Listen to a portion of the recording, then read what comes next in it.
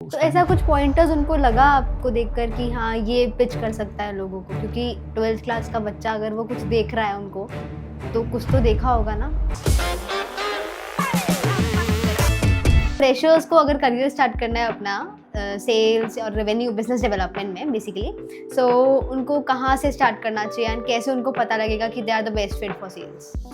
बहुत ही harsh reality ये है कि जिसको टेक्निकल नॉलेज नहीं है उसके पास ऑप्शंस बहुत कम है, तो उनकी मजबूरी बन जाती है कहीं भी काम करने की। I have taken many interviews जहाँ पे मुझे पता है कि उनके पास कोई बहुत अच्छी खासी टेक्निकल डिग्री नहीं है, तो उनके लिए मजबूरी बनती है कि भाई क्या करें, अभी सेल्स ही करना पड़ेगा, बिजनेस डेवलपमेंट नहीं करना पड़ेगा। कि आप जब कोई बड़ी जर्नी तय करते हो तो या तो आपको फर्स्ट मंजिल पे जाना है, तो आपको पहला अपना जो स्टेप है वो फर्स्ट स्टेयर्स पे रखना पड़ता है, फिर सेकंड, फिर थर्ड, फिर फोर्थ, और जब आप 10 पे पहुंच जाते हो तो यू फील लाइक हाँ I am at height now, है ना। तो ऐसे ही बोलते हैं इसको कि भाव भरे जो मन में जैसा, पावत अनुभव वही वैसा, गुरु की उदी लगावे तन को, समाधान लागत उस मन को। मतलब कि आप अपने काम को अपना प्यार मानिए, अपने काम को समझिए, और फिर जब आप अपने काम को समझ जाएंगे तो आप बहुत अच्छा कर जाएंगे मार्केट में।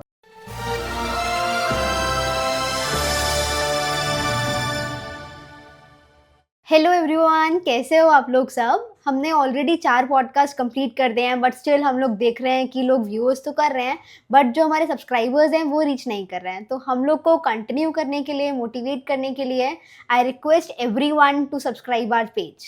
And today's motive to shoot a video is for the people who want to grow their career in sales, basically for the interns, so that they can know whether they want to switch into sales or not, because many of the people don't think about sales before going into the sales. So that's the most important fact, or the, I say, key thing that they should know before going into the sales. And so today we will be sharing the hard reality of sales plus exciting facts about the sales for the freshers or for the people who want to grow their career into sales. So let's start with the another podcast with Ajit. So he is the sales head of our team. So he will be guiding us through the sales journey, and through the journey he has started, and he was firstly into the customer support, and then he shifted to sales. So it will be a great journey. Let's stay ahead, and let's meet the man who is behind all the success of Rankly till the date. So he's the one who have onboarded such great customers, great clients. So who is the part of the Rankly? ये don't be ज्यादा हो like गया that. Hi guys, या तो मतलब who made the रैंकली थोड़ा सा ज़्यादा हो गया, but yes. Hi guys, so my name is Ajit and I am the business head in Rankly. Rankly की journey is from the day one, how we started pitching this product into market, वो समझ में आया, तो सारी चीज़ें हम लोग कर रहे हैं and it is on track, या। So tell us about your journey, कि कैसे आपने स्टार्ट किया अपना career. Like I guess you started from customer support and then you converted into the revenue. हाँ, इट्स अ ट्रिकी क्वेश्चन। नहीं, ऐसा नहीं है कि मैंने कस्टमर सपोर्ट से स्टार्ट किया था। मेरी जर्नी थोड़ी सी क्या होता है कि अपन लोग मिडिल क्लास फैमिली से आते हैं, तो फाइनेंस इश्यूज तो रहते ही हैं। तो I was in 12th class जब से मैंने अपना ये करियर स्टार्ट किया। हालांकि वो करियर स्टार्ट होता नहीं है, बट 12th में था, फिर मैंने इंश्योरेंस बेचना शुरू किया।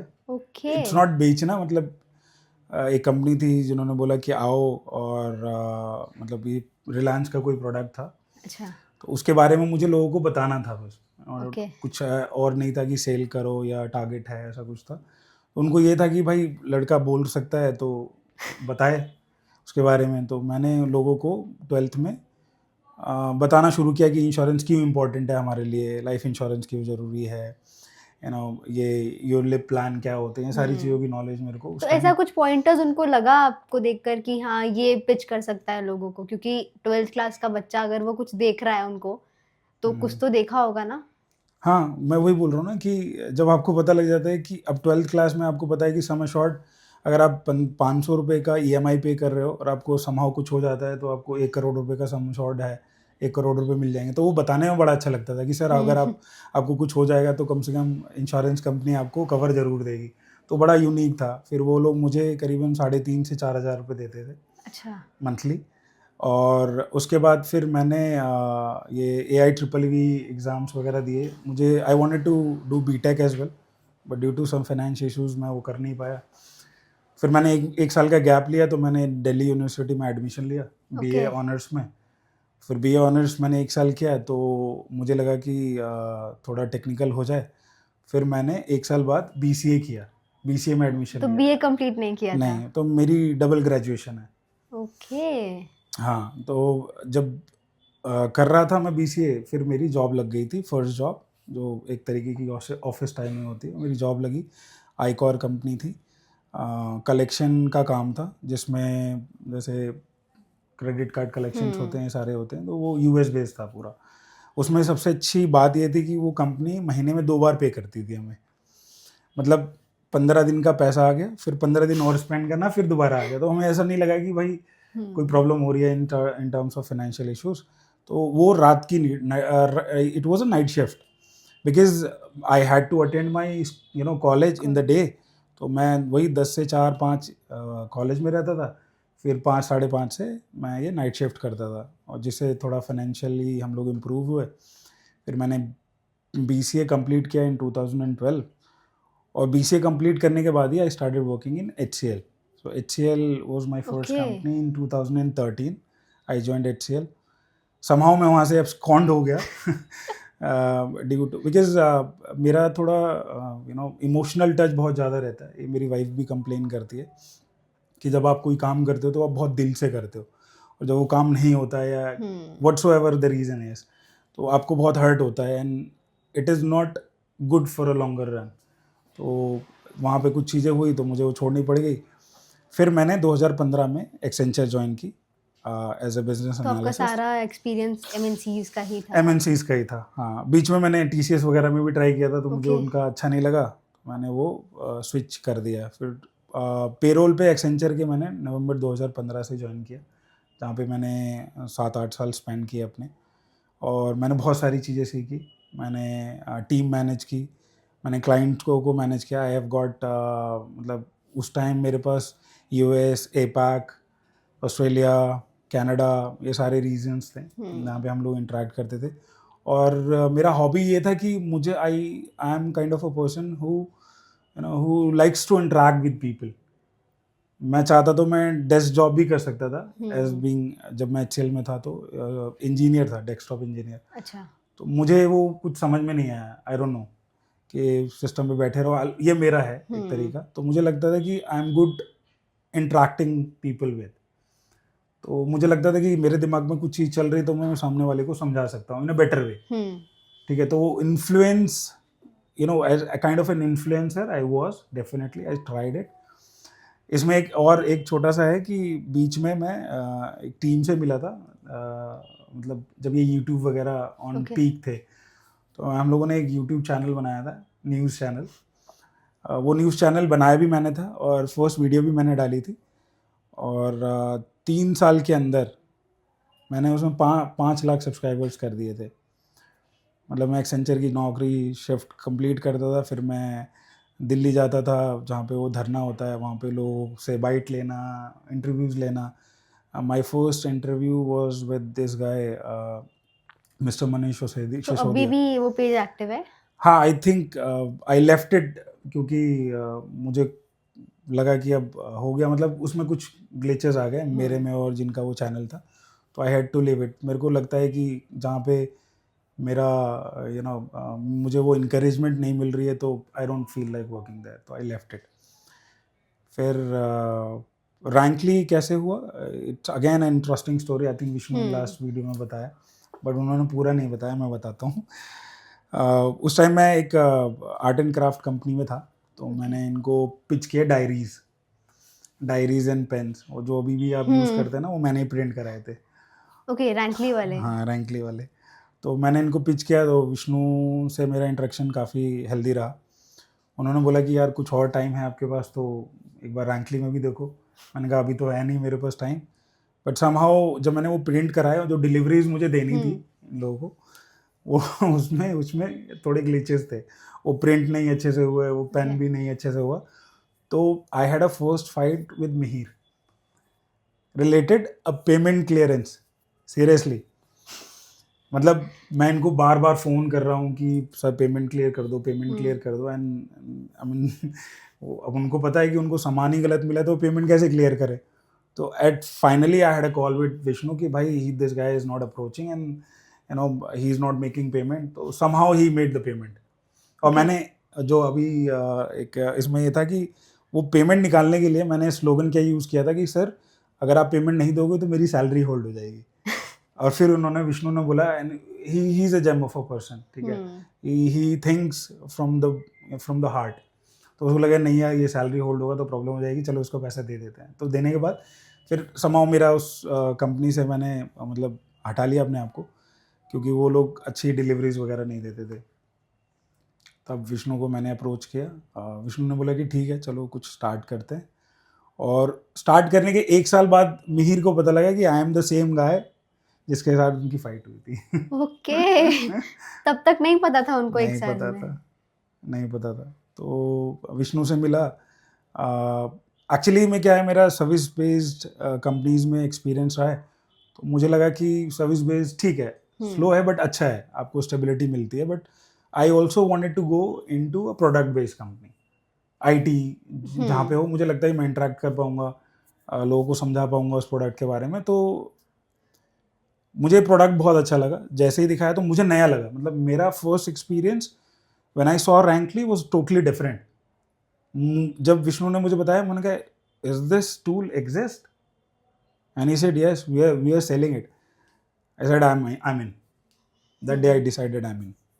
उसके बाद से तो उन्होंने बताया ही होगा सारा कि हम लोग जाते थे. I think Vishnu and me we started pitching Rankly again in the market. We approached many clients. काफ़ी अच्छा एक्सपीरियंस स्टार्टिंग का था मेरा. ओके, सो अभी मज़ा आ रहा है लोगों को, आप बोलोगे हाँ वो रैंकली में. हाँ डेफिनेटली. आई मीन लोग क्या होता है ना कि सबको एक इंस्पायरिंग स्टोरी चाहिए होती है कि आप कैसा कर रहे हो और उस जो आप कर रहे हो उसका बेनिफिट है कि नहीं है. तो यहाँ पे बेनिफिट है डेफिनेटली. एक इंसिडेंट अभी मैं आपको शेयर करूँगा कि वो बेनिफिट क्यों है. और ये मुझे ऐसा फील हुआ था कि आई थिंक हम लोग काफ़ी अच्छा करेंगे मार्केट में एंड हम लोग एक डेफिनेटली एक बहुत अच्छा ब्रांड ग्रो कर रहे हैं एज रैंकली. ठीक है गाइस, तो अगर आपको भी इस ब्रांड का पार्ट बनना है तो जॉइन अस और share your CVs on HR@Rankly. So freshers को अगर करियर स्टार्ट करना है अपना सेल्स और रेवेन्यू बिजनेस डेवलपमेंट में बेसिकली, सो उनको कहाँ से स्टार्ट करना चाहिए एंड कैसे उनको पता लगेगा कि they are the best fit for sales? ठीक है, देखिए बहुत ही हार्श रियलिटी ये है कि जिसको टेक्निकल नॉलेज नहीं है उसके पास ऑप्शंस बहुत कम है. तो उनकी मजबूरी बन जाती है कहीं भी काम करने की. I have taken many interviews जहाँ पे मुझे पता है कि उनके पास कोई बहुत अच्छी खासी टेक्निकल डिग्री नहीं है. तो उनके लिए मजबूरी बनती है कि भाई क्या करे, अभी सेल्स ही करना पड़ेगा, बिजनेस डेवलपमेंट नहीं करना पड़ेगा. बट ये एक बहुत ही यूनिक आइडेंटिटी है. मुझे लगता है कि बिजनेस डेवलपमेंट इज़ समथिंग, क्योंकि अगर मैं किसी क्लाइंट को अप्रोच कर रहा हूँ, ठीक है, तो क्लाइंट को ये नहीं पता कि ये प्रोडक्ट किसने बनाया है, कौन काम कर रहा है. क्लाइंट को ये पता है कि this guy is sitting next to me, he is explaining the product, so he is the company, he is the Rankly. और ये जो फेस वैल्यू होती है ये शायद टेक्निकल टीम को नहीं मिल पाती, ऑपरेशंस टीम को नहीं मिल पाती. ये केवल हमारे पास है जो बिजनेस डेवलपमेंट करते हैं, जो लोग मिलते हैं और वो एक रैंकली की एक फेस वैल्यू बनते हैं कि भाई हाँ अजीत एक ही was the guy who came and who have presented Rankly. तो वो बहुत ही यूनिक रहता है. अगर ये आपके अंदर है, आप अपनी बातें कह पा रहे हो, अपनी बातें समझा पा रहे हो, तो मुझे लगता है कि you will be able to make a very good business development. Okay, so there are many people जो स्टार्ट करते हैं बिजनेस डेवलपमेंट और एंड अप कर जाते हैं सपोर्ट में. We have also seen the examples. हाँ, सो कैसे लोगों को स्टार्टिंग से ही पता लगे कि उनका टाइम भी वेस्ट ना हो और वो स्टार्टिंग से ही करियर पाथ चूज कर पाए, क्योंकि अभी कोई किसी को बताने वाला नहीं है कि you should go for customer support और सेल्स. और जो लोग अपना 100% देना भी नहीं चाहते, दे स्टिल ट्राई सेल्स. हाँ करेक्ट. तो उसमें वही बोल रहा हूँ ना कि यहाँ पे ना फनल होते हैं हर चीज़ के. तो आपको ये डिफाइन करना है कि where you are good at. ठीक है, मुझे लगता है कि I am good with interacting people. मुझे लगता है कि अगर मेरे पास, पहली बात तो अगर मेरा कोई प्रोडक्ट है उसको मुझे समझना है, जब मैं समझ पाऊंगा तभी तो आगे प्रोडक्ट को मैं मतलब क्लाइंट को एक it will be a good presentation अगर हम करेंगे इस तरीके से। तो मेरे पास प्रोडक्ट की नॉलेज है, मुझे पता है कि प्रोडक्ट कैसे फंक्शन करता है, और फिर सामने वाले का देखना कि उसको प्रॉब्लम क्या आ रही है। जब हमें ये पता लग जाए कि आपको ये प्रॉब्लम है और इस प्रॉब्लम का सोल्यूशन मेरे पास है, तो फिर मेरे लिए it is a very identical phase there where we can pitch our product. तो business development is a good thing. आप फेस वैल्यू बनते हो कंपनी की, आपके पास अपॉर्चुनिटी रहती है, and nevertheless you can and good amount of money. Okay, so there is one difference between edtech and software company. So people selling edtech courses, so they say ki we will do software selling and everything. So what's the difference from your end? Like what do you consider the difference basically? Okay, edtech and Software selling. software sales. I think, see, sale is a sale, right? But still we choose software experience नहीं, only. उसके पीछे reason ये होता है कि देखिए edtech में क्या होता है कि आप कोर्सेज बेचते हो, है ना। अब आप उस कोर्सेज को कॉर्पोरेट में जाके बेचोगे, हमारा मोटिव क्या रहता है कि हमारा प्रोडक्ट बहुत लोग, मतलब काफ़ी लोग यूटिलाइज करें, ठीक है। मेरी अप्रोच क्या होती है, अगर मेरी अप्रोच B2C है, बिजनेस टू कस्टमर, सो मेरे लिए edtech is like somebody is walking on the road, you know, I'm calling them and I'm pitching my product, so वो मेरा कस्टमर है। यहाँ पे IT सेल्स में you are presenting a tool to a company, to a brand. They might have 2000 people, they might have 5000 people, they might have 10,000 people to use the tool. तो वहाँ पे आपके पास जो जो अडेप्टेबिलिटी होनी चाहिए प्रोडक्ट को समझने की, बताने की, it should be unique. So there is a huge difference between both. Yes, it might be कि हाँ भाई सेल तो सेल है, बट एटलीस्ट आपका प्रेजेंस ऑफ माइंड क्या बोलता है, आप कैसे प्रोडक्ट को समझते हो, आपका टारगेट ऑडियंस क्या है। टारगेट ऑडियंस बीट, अब मतलब मैंने देखा है जो स्टोरी बाकी इनकी एडटेक कंपनीज की हैं, वो मैंने देखी हैं कि आप पेरेंट्स को कॉल करके उनके बच्चों को समझा रहे हैं सारी चीज़ें। अब यहाँ पे पेरेंट्स को आप ये मेज़र करो कि एक ब्रांड का MD है ना, and he is managing let's say 2000 people, and he has multiple branches and locations. How would you pitch that? It makes more sense. Okay, so people want to go into sales but they don't know what the KR is. So what do you want to say for that? देखिए, आपको पता है कि आपका and गोल क्या है, result क्या है। तो अगर आप अपने आप को टाइम से पंचुअल करोगे तो वो चीज़ें हार्ड होती चली जाएंगी, ठीक है। अब टाइम से पंचुअलिटी की बात मैं बताता हूँ। हम लोगों ने स्टार्टिंग में रैंकली स्टार्ट किया, तो पिच करना शुरू किया, तो believe me, I was there, I started to be in the office by 9-9:30 sharp. I used to reach office, और करीबन 7 या 8 या 9 बजे के अराउंड रात में मैं घर से मतलब घर के लिए निकलता था। उस टाइम हम लोग, मतलब since we are a growing company, तो we need to pitch our product to everywhere, to every country. तो अब जैसे मान लो मैं घर गया, मैंने कोई ईमेल कैंपेन चला रखा है, अब वहाँ पे किसी का रिस्पॉन्स आया from Malaysia, from Singapore, from Canada, from Australia, from US, अब उनकी कॉल होती है रात में। तो कभी कभी ऐसा लगता था कि मतलब 12 घंटा मैं ऑफिस में रह के फिर मैं घर जा रहा हूँ, and I M after my dinner and everything, I am preparing for the next demo at 2 AM, and they've seen it. Everybody has seen it that I used to take a demo in days and I used to take a demo in nights as well. By 2, 3, 4 AM मैंने demos लिए हैं, and the very next day I am in office because my goal is clear. मुझे क्या achieve करना है वो मुझे पता है। तो ऐसे ही अगर आप ये वाला क्वेश्चन पूछ रहे, तो हमारे लिए पाइपलाइन एक बहुत बड़ी बहुत अच्छी एंड बहुत very important category for us, कि हमारे पास पाइपलाइन नहीं होगी तो हम फिर अच्छे ब्रांड क्लोज नहीं कर पाएंगे। सो पाइपलाइन से याद आया, लीड जनरेशन करना पड़ेगा। तो उसमें क्या, कैसे लीड जनरेशन करना पड़ेगा? लीड जनरेशन को आप इस तरीके से समझिए कि अगर आपके पास कोई नॉलेज है, तो नॉलेज हमेशा बांटने से बढ़ती है ना। तो अगर कि आपके पास कोई नॉलेज है और वो नॉलेज आप किसी को दे रहे हो, एक लोगों को दिया, आपकी नॉलेज इनहेंस हुई, दूसरे को दिया, उसके हो सकता है कुछ और इनपुट्स आए, तीसरे को दिया, उनको भी कुछ और इनपुट्स आएंगे। तो जब आप इनको गैदर करोगे ना, तो आपको लगेगा कहीं ना कहीं आपकी जो फ्लुएंसी है in terms of understanding the product, it will definitely get enhanced.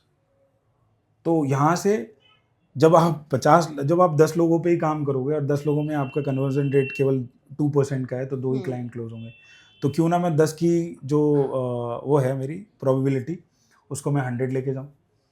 और अगर मेरे पास 100 लोगों की प्रोबेबिलिटी है और मैं मान के चलता हूँ चलो मेरा 20% कन्वर्जन है, तो at least I will be focusing on 20 different clients to close it. And मेरे पास जो भी लोग आते हैं इंटरव्यूज के लिए, तो लीड जनरेशन में वो बोलते हैं हमने कर रखी है, बट उनका कहना क्या होता है कि उन्होंने गूगल से नंबर निकाला, लीड जनरेट हो गई. बट बेसिकली आपके टर्म में लीड जनरेशन क्या है? It's not lead generation. हमारे टर्म में हमको बोलते हैं कनेक्शंस, कि आपके कितने कनेक्शंस हैं, कितने लोगों को आपने ये प्रोडक्ट पिच किया है, कितने लोगों ने वो इंटरेस्ट शो किया है आपके प्रोडक्ट में, और कितने लोग वो प्रोडक्ट को खरीदना चाहते हैं. तो ये बाइफिकेशन जब आपके पास होगा, मान लीजिए आपने 100 लोगों को अप्रोच किया, ठीक है, 100 लोगों में से आई एम श्योर कि अगर 50% में हटा के चलूँ तो 50 लोग आपके पास आए जिन्होंने आपको सुना. अब जिन्होंने आपको सुना 50 में से हो सकता है कि 30 लोगों को समझ में आया. 30 लोगों को समझ में आया तो 20 लोग डेमो पे आएंगे. जब 20 लोग डेमो पे आएंगे तो आपकी 20 लोगों की पाइपलाइन बनती है. और 20 लोगों की पाइपलाइन जब आप बनाते हो तो कहीं ना कहीं उसका भी कन्वर्जन रेट अगर मान के चलोगे आप, तो आपके पास 5 से 6 क्लाइंट है जहाँ पे आप रैंकली को पिच कर सकते हो और वहाँ से रेवेन्यू जनरेट कर सकते हो. और एक और इसमें स्टेटमेंट है कि बिजनेस डेवलपमेंट में you don't work on a current month. हाँ, you made pipeline for the 1 month and you like make revenue for the next month. हाँ, तो हम लोग अपनी टीम में डिसाइड करते हैं कि जो भी मैं एफर्ट आज कर रहा हूँ करंट मंथ में, इसका result may be next month आएगा और मे बी उसके बाद आएगा. आप ये एक्सपेक्ट मत करो हाँ if you are so lucky definitely कोई ना कोई ब्रांड इस मंथ क्लोज हो जाएगा, because they are in an urgent need of that product. But वहाँ पे हमें नीड बनानी पड़ती है, वहाँ पे हमें उनको प्रोडक्ट बताना पड़ता है कि आपको यहाँ पे ये बेनिफिट करेगा, ये बेनिफिट करेगा. और रैंकली की यूनिकनेस तो यही है कि आपकी मल्टीपल प्रॉब्लम्स है, एक ही सॉल्यूशन है. सो मेनली रेपुटेशन पे काम करता है रैंकली. एग्जैक्टली. अब रेपुटेशन हो गया, अब कहीं ना कहीं हम लोग रेवेन्यू भी ऐड कर रहे हैं इससे, तो कहीं ना कहीं आपको कस्टमर इंगेजमेंट में भी हेल्प करता है रैंकली. फिर आपका डेटा जनरेट करने भी हेल्प करता है रैंकली.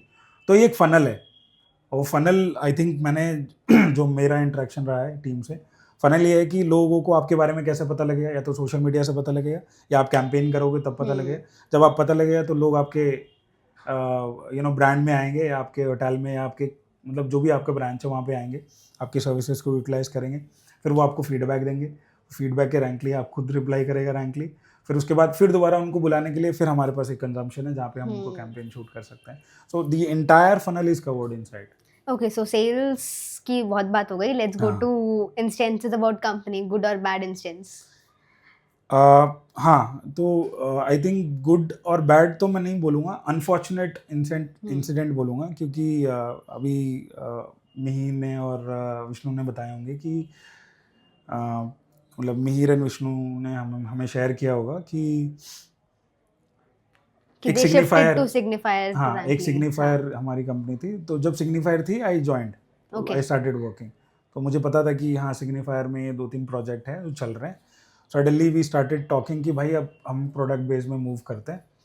तो प्रोडक्ट बेस में मूव किया. So me and Vishnu we started working on sales and all this business development. So we hired people. Okay, है ना. तो वी हायर्ड पीपल मतलब कि हम लोगों ने उनके साथ काम करना शुरू किया. And the best example I have is Sangeeta.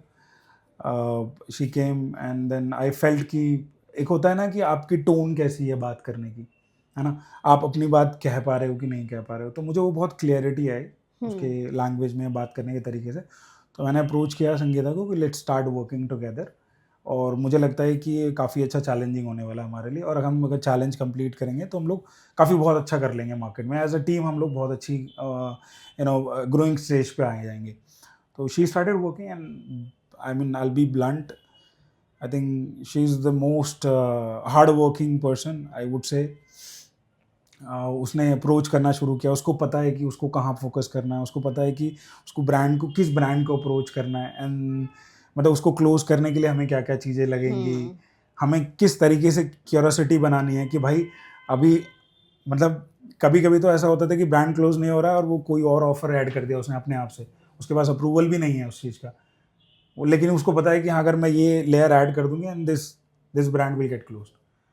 तो हम लोगों ने, क्योंकि हम लोगों ने वो डिसीजन मेकिंग स्किल्स दे रखी है जो मेरे पास है, मैंने कुछ भी हाइड नहीं किया, वो मैंने अपनी टीम को दे रखा है कि भाई if I am free to work, you are also free to work. Then we started working with Priya, then we've got Rachit, we've got Ritika, she is doing very well for now. तो प्रिया ने भी start किया, प्रिया ने भी बहुत अच्छे अच्छे demos close किए, मतलब बहुत अच्छे ब्रांड्स क्लोज किए हमारे पास जितने भी एंटरप्राइज ब्रांड्स हैं। तो Priya was one of the key factor for us as well.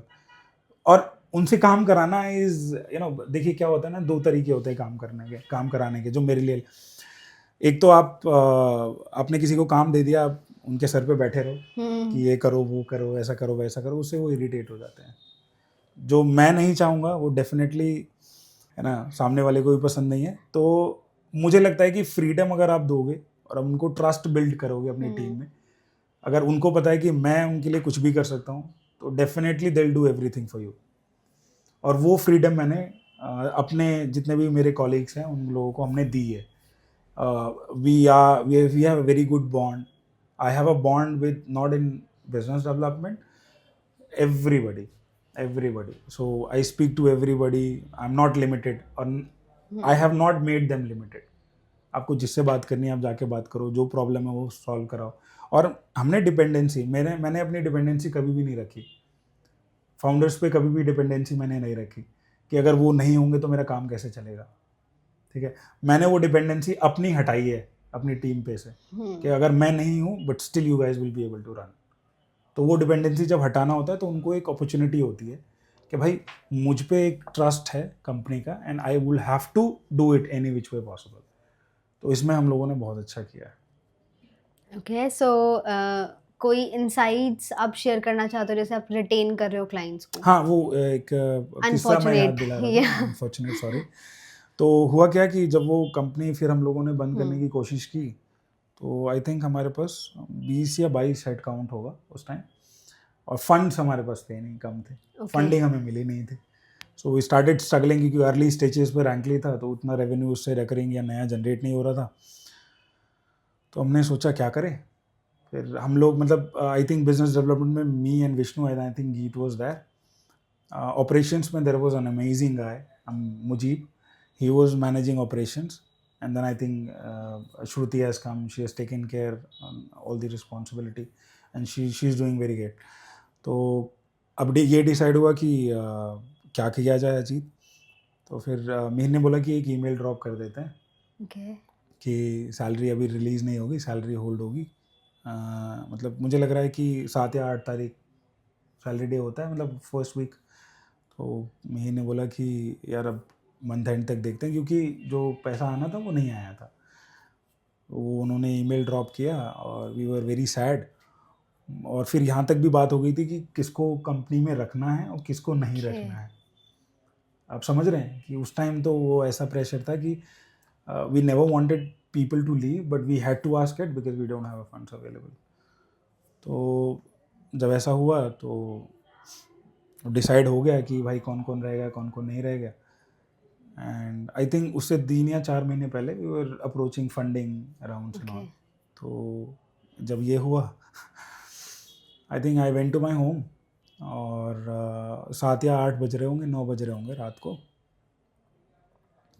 शायद तो मैं कहीं रोड वोड पे चल रहा था कुछ सामान वामान लेने के लिए। तो मुझे कॉल आया मीर का, हाँ मीर का कॉल आया। ही सेड कि Ajit we don't have to fire anyone, हमें किसी को मना करने की जरूरत नहीं है। हमें आई वाज लाइक मीर का ये statement and I got tears in my eyes. And even though when I got tears in my eyes and he knew that I'm about to cry, and then he started fumbling, and I also know I knew that he was also in the same phase what feeling that I have towards this company, और वो लोगों के प्रति हम लोगों की genuinity या एक ओपन फोरम देना। तो जब उन्होंने मुझे बताया कि भाई हमें नहीं निकलना है, वो very relax seriously.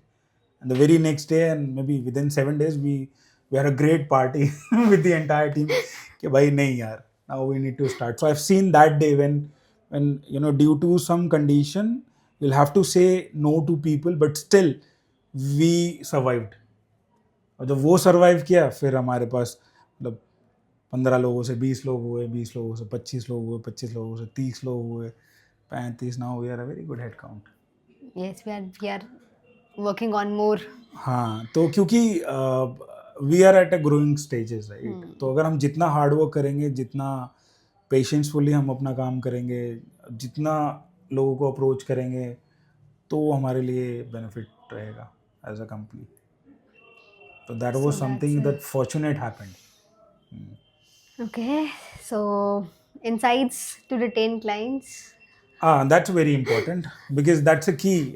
When you become big, क्योंकि जो मैंने देखा है कि जैसे फॉलोवर पे बात चलती है कि आपके जो 1,000 या 5,000 जो इनिशियल फॉलोवर्स होते हैं ना, उनको लाने के लिए आपको बहुत मेहनत करनी पड़ती है। क्योंकि एक सिंपल है, 2-3 श्लोक हैं इसमें। पहला तो कि आप जब कोई बड़ी जर्नी तय करते हो, तो या तो आपको फर्स्ट मंजिल पे जाना है, तो आपको पहला अपना जो स्टेप है वो फर्स्ट स्टेज पे रखना पड़ता है, फिर सेकंड, फिर थर्ड, फिर फोर्थ, और जब आप 10 पे पहुंच जाते हो तो यू फील लाइक हाँ I am at height now, है ना। तो ऐसे ही बोलते हैं इसको कि भाव भरे जो मन में जैसा, पावत अनुभव वही वैसा, गुरु की उदी लगावे तन को, समाधान लागत उस मन को। मतलब कि आप अपने काम को अपना प्यार मानिए, अपने काम को समझिए, और फिर जब आप अपने काम को समझ जाएंगे तो आप बहुत अच्छा कर जाएंगे मार्केट में। ठीक है, रिटेनिंग क्लाइंट्स अगेन, अब मान लीजिए आप मेरे क्लाइंट हैं और मैंने आपको इनसाइड आउट सब कुछ दे दिया है। जस्ट दैट ये मैंने कहाँ से सीखा था? हाँ, जब मैं एक्सेंचर में था तो एक बहुत अच्छी टेक्नोलॉजी है, सैप बोलते हैं, SAP। Okay, हाँ, I know. I am a FICO consultant, ठीक है। I worked on SAP 7 years, Okay. ठीक है। तो वहाँ पे हमारा प्रॉब्लम क्या था मालूम, कि हमें वो सैप को, लोगों को उसके लिए हैबिचुअल बनाना पड़ता था, और जब वो सैप के हैबिचुअल हो जाते थे ना, तो वो कोई और सॉफ्टवेयर यूज ही नहीं कर सकते थे। Okay.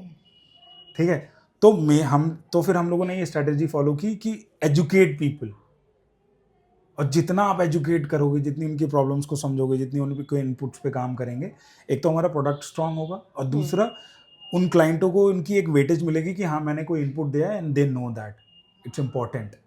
और फिर उसके बाद retaining clients again, how do you interact, how do you keep your client engage towards your platform. उनसे डेली फीडबैक, मतलब वीकली फीडबैक्स, मंथली फीडबैक्स लेना, उनकी कोई क्वेरी आ रही है इमीडिएट रिस्पॉन्स करना। हम लोग जब ये SLA बना रहे थे, तो ऑपरेशंस का SLA जब बना रहे थे, तो फिर ये हुआ कि भाई हमारा टैट क्या होगा, टर्न अराउंड टाइम। तो हमने बोला कि हमने स्ट्रैटेजी चेंज कर दी। हमने बोला हम लोग ईमेल और कॉल पे तो करेंगे ही, बट हम करेंगे व्हाट्सएप पे। हम बनाएंगे ग्रुप्स, और जिस भी ब्रांड का है, जिस भी क्लाइंट का कोई भी क्वेरी होगा, वो व्हाट्सएप पे आएगा, and with in 5 minutes they will get a response. और ये अपने आप में एक यूनिक पॉइंट है, और यहाँ पे आपके सपोर्ट को एक दर्शाता है कि जो आपकी सपोर्ट है वो बहुत स्ट्रांग है, और वही है, कंपनी वही आगे बढ़ती है जिसके क्लाइंट लॉन्ग टर्म रिटेन्ड होते हैं। तो गाइस, सिर्फ सेल्स और रेवेन्यू लाना ही ज़रूरी नहीं है, रिटेन करना भी बहुत ज़रूरी है। और जैसे हम लोग ने किया व्हाट्सएप ग्रुप बनाकर, इंस्टेंट रिस्पॉन्स, इंस्टेंट फीडबैक या इंस्टेंट उनका रिजॉल्व कर कर, तो we can literally retain any client. हाँ, So इसमें एक और है कि एक मतलब मेरे साथ तो हुआ है, क्योंकि मुझे पता है, और मेरी आई थिंक हम सब लोगों के साथ हुआ होगा जितने भी बिजनेस डेवलपमेंट में लोग हैं।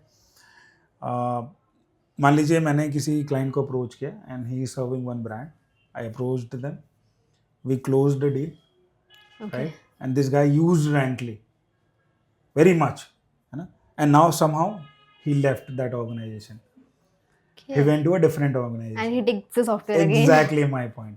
That's where we need to make that interactive. और अभी भी मेरे को कॉल आती है, मतलब मुझे कॉल तो बहुत सारी आती हैं कि भाई हम लोग पहले वहाँ थे, अब हम लोग मूव हो गए, हम पहले वहाँ थे, अब हम मूव हो गए। तो जहाँ वो मूव होते हैं वहाँ पे वो चाहते हैं कि रैंकली इम्प्लीमेंट हो। क्यों? क्योंकि हम लोगों ने वो सपोर्ट, वो एक्नॉलेजमेंट, वो एक वे दिया है जहाँ पे वो फैमिलियर हो सके टूल से। मतलब किसी ने मुझे बताया था, उस गिविंग अ डेमो, तो उन्होंने बोला कि एक PMS है, ठीक है, बहुत ही यूनिक PMS है, तो उनका ये था कि वो इंटरव्यू इस बेस पे लेते थे कि उनको पीएमएस आता है कि नहीं आता है। ओके ये क्वेश्चन पूछते थे, भाई आपको पीएमएस ऑपरेट करना आता है कि नहीं आता है? If you say no, you are gone. If you say yes, you are in. ये है। तो इसलिए हमें लोगों को हैबिचुअल बनाना पड़ेगा अपने प्रोडक्ट। ठीक है गाइस, कस्टमर्स को तो हम ऑलरेडी रिटेन कर रहे हैं, बट हम लोग आप लोग को भी रिटेन करने के लिए ऐसे अमेजिंग कंटेंट्स बना रहे हैं जिसमें से आपको कुछ इंसाइटफुल मिल सके। सो सिर्फ व्यूज ही नहीं करना है, आप लोग को सब्सक्राइब भी करना है, जिससे हम लोग और मोटिवेटेड रह सकें ऐसे कंटेंट बनाने के लिए। So that's all, subscribe guys. So we have done the things about motivated and everything. all good. So what's the craziest thing you have done to close the deal? बहुत सारे झूठ बोले हैं। क्योंकि आपको बोलना पड़ता है, राइट?